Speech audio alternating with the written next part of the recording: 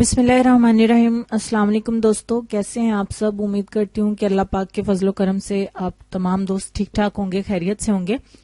इस वक्त की मौजूदा सूरत हाल से तो आप सब आगाह ही हैं, कुछ बताने की जरूरत नहीं है।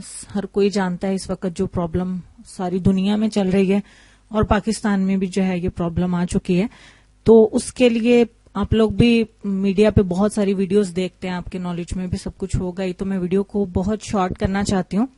जैसे कि मैंने बाहर ही आप दोस्तों को बता दिया है कि इंशाल्लाह कल के दिन जो एक खुसूसी दुआ का दिन है इस मसले से निजात पाने के लिए, उस दुआ के लिए मैसेज मुझे रिसीव हुआ। जिसने भी किया, जिस तरीके से भी इस मैसेज को सब तक पहुंचाया जा रहा है, तो उस पे हमें अमल करना चाहिए, क्योंकि वो सही रास्ता ही है अल्लाह से तौबा का, अल्लाह से रहमत मांगने का।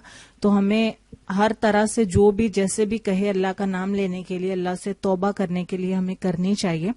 तो मुझे ये मैसेज रिसीव हुआ जिसमें ये भी लिखा हुआ था कि आप जो है वो इसको जितना हो सके दूसरों के साथ शेयर भी करें। कि मैसेज इसी तरह से था कि कल जो है वो 26 मार्च 2020 इसमें सुबह 9:30 बजे हर घर के हर फर्द को 11-11 दफा जो है वो दुरूद तंजीना पढ़ना है। इकट्ठे बैठ जाएं, इकट्ठे बैठ के पढ़ें, या जैसे भी अलग-अलग बैठ जाएं, घर के अंदर रह के पढ़ें। तो कल 9:30 बजे पूरे पाकिस्तान में ये जो है वो इज्तिमाई दुआ का जो है वो करार पाया है, ये तरीकेकार।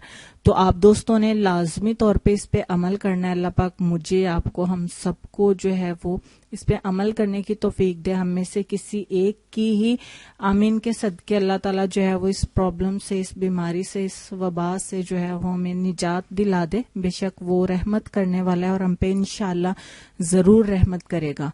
तो दरूद तंजीना मैंने सामने आप लोगों की स्क्रीन पे भी जो है वो लिख दिया है, और मजीद जिस तरीके से पढ़ना है वो भी वीडियो के लास्ट में मैंने लिख दिया है।